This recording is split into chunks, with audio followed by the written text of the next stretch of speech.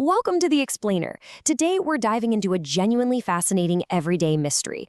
It's a puzzle straight from the garden that's going to totally challenge what we think we know about the stuff we use every single day. We'll be looking at an entry from gardener Ang's blog, published way back on April 29th, 2026. It's just a really awesome piece of backyard observational science. So, Ang kicks things off by writing to the interweb with this amazing, genuine curiosity. You know, the kind that makes for the absolute best everyday science.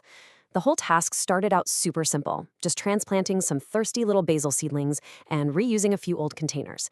But man, the observations that follow, they turn a completely normal gardening chore into a truly captivating puzzle about moisture and materials.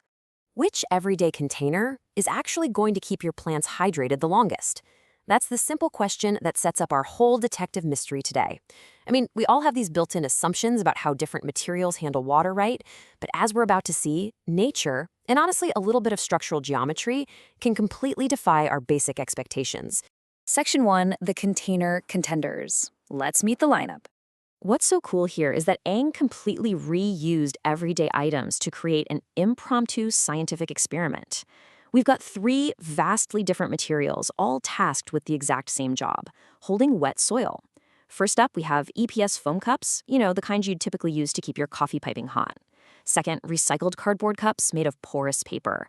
And third, standard plastic pots, literally the default vessel for gardening worldwide. It's such a great setup because it pits our everyday common sense assumptions right against real-world performance. Section 2, surprising moisture retention results. Let's see what happened. Well, surprise, surprise. The foam cups took an early lead.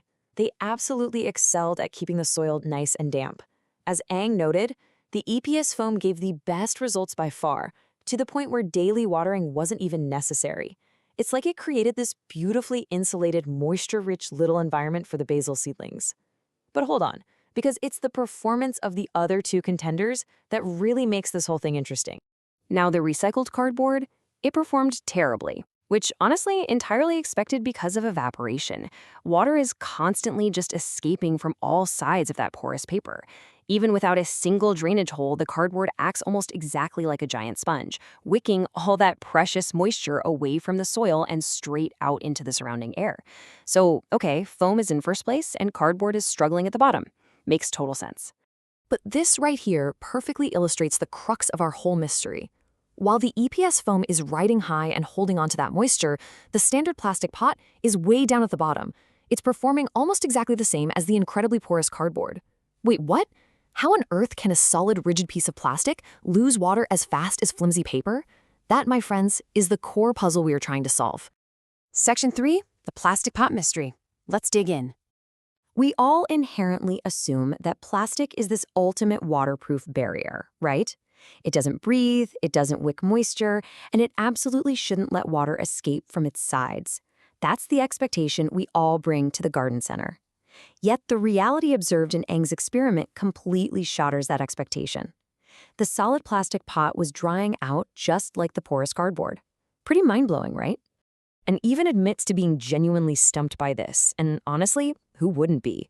When you're looking at a standard plastic pot sitting right next to a paper cup, and the soil in both is drying out at the exact same speed, well, you have to stop and completely rethink what is actually happening right in front of your eyes. It challenges a really fundamental assumption about the stuff we handle literally every single day.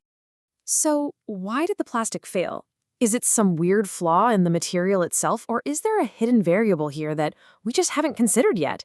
We know for a fact that water isn't evaporating through solid plastic walls. So where is the water going?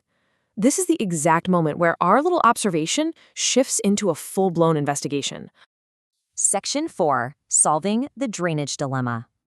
I love this because Ang's informal approach perfectly mirrors a classic scientific investigation. Step 1, you assume the plastic will hold water.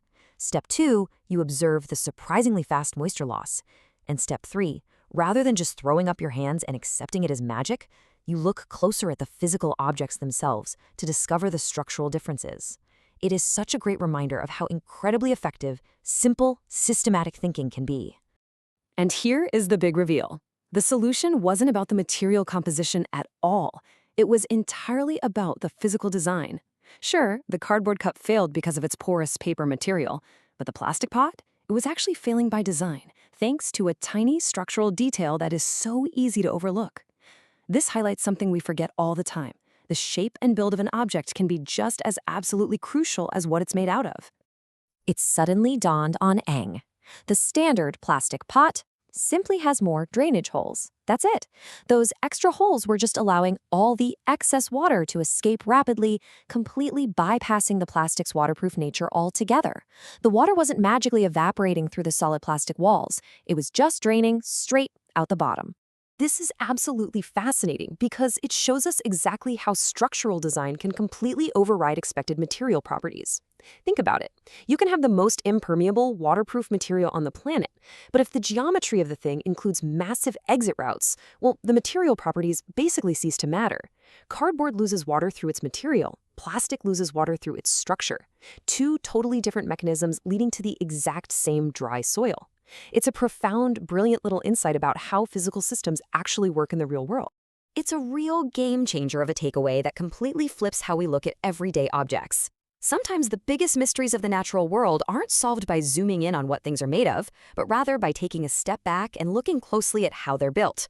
So I have to ask, the next time you repot a plant, are you going to just check the material, or will you remember to count the holes? Thanks so much for exploring this one with us.